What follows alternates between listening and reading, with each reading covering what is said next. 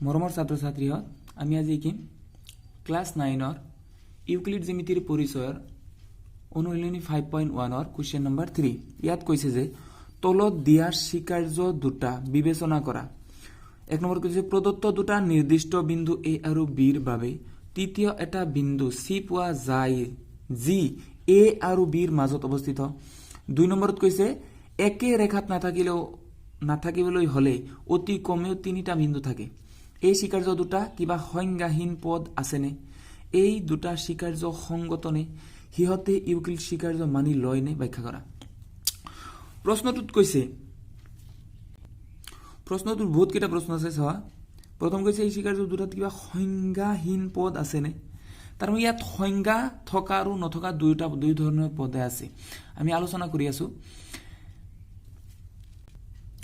তাৰ আগত চাওয়া এই অনুশীলনীৰ বাকিবোৰ কোৱেশ্চন ডেসক্ৰিপশন বক্সত দিয়া আছে ডেসক্ৰিপশন বক্সত চাই লবা স্ক্ৰিনত আছে চাও সমাধানত চোৱা লিখা ইয়াত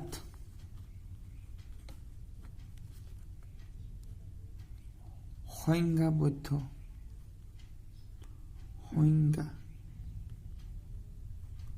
সংজ্ঞা নথকা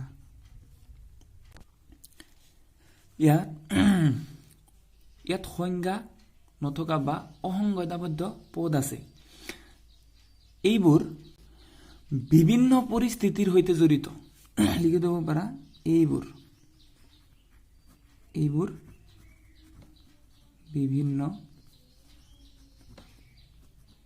পৰিস্থিতিৰ সৈতে জড়িত এক নম্বৰ লিখা এক নম্বৰত আমাক কৈছিল কি প্ৰদত্ত দুটা নিৰ্দিষ্ট বিন্দু এ আৰু বিৰ বাবে তৃতীয় এটা বিন্দু সি পোৱা যায় যি এ আৰু বিৰ মাজত অৱস্থিত এতিয়া চাওচোন আমি যদি এডাল লাইন ড্ৰ কৰো এ বি সাপোজ ইয়াৰ মাজত কি এটা বিন্দু থাকিব পাৰে সাধাৰণ কথা সি এটা যিকোনো বিন্দু থাকিব পাৰে এইভাবে আমি ইয়াত লিখিম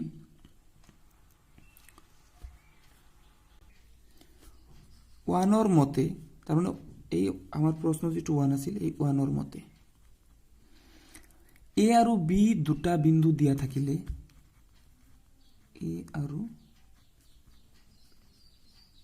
দুটা বিন্দু দিয়া থাকিলে হিয়তৰ মাজৰ ৰেখাটোত এটা বিন্দু সি থাকিবই এইটো গল তোমাৰ এক নম্বৰ আৰু দুই নম্বৰৰ মতে কি হয় দুই নম্বৰত আমাক কৈছিল কি একে ৰেখাত নাথাকিবলৈ হলে অতি কমেও তিনিটা বিন্দু থাকে এতিয়া চাওয়া একেটা ৰেখাত থকা মানে আমি কি বুঝো এইটো এটা ধৰি লোৱা সাপোজ এ আৰু বি দুটা বিন্দু আছে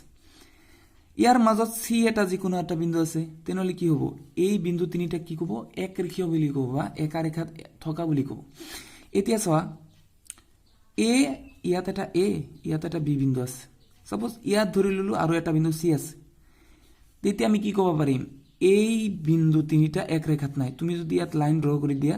এটা বিন্দু কি যাব বাহিৰত পৰি যাব তাৰ মানে কি হল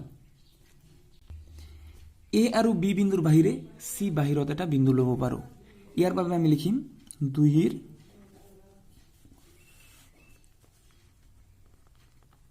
দুইৰ মতে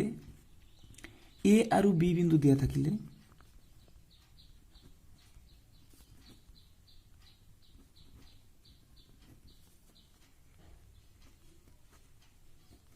এ আৰু বি বিন্দু দিয়া থাকিলে এ আৰু বিৰ মাজেৰে যোৱা ৰেখাটোত নথকা এটা বিন্দু পাম নথকা বিন্দু এটা পাব পৰা যায় পাব পৰা যায় এইখিনি হল আমাৰ আৰু এই কাৰণেই আমাৰ কুৱেশ্যনাৰত আৰু কি কৈছিল যে এই দুটা স্বীকাৰ্য সংগঠনে আমি যি দুটা ৰিজন পালো এই দুটা ৰিজনৰ বাবে স্বীকাৰ্য দুটা সংগত আমি লিখিব পাৰো গতিকে স্বীকাৰ্য দুটা সংগত তাৰ পিছত কোৱেশ্যনত আমাৰ কৈছে যে হিহতে ইউক্লিডৰ স্বীকাৰ্য মানি লয় নে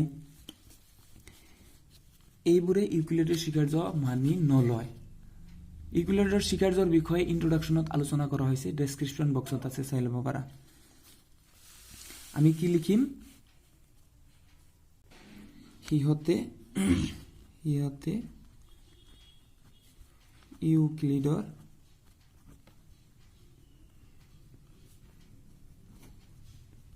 স্বীকাৰ্য মানি নলয় এইখিনি হ'ল এনসাৰ পাউজ কৰি লিখি যাবা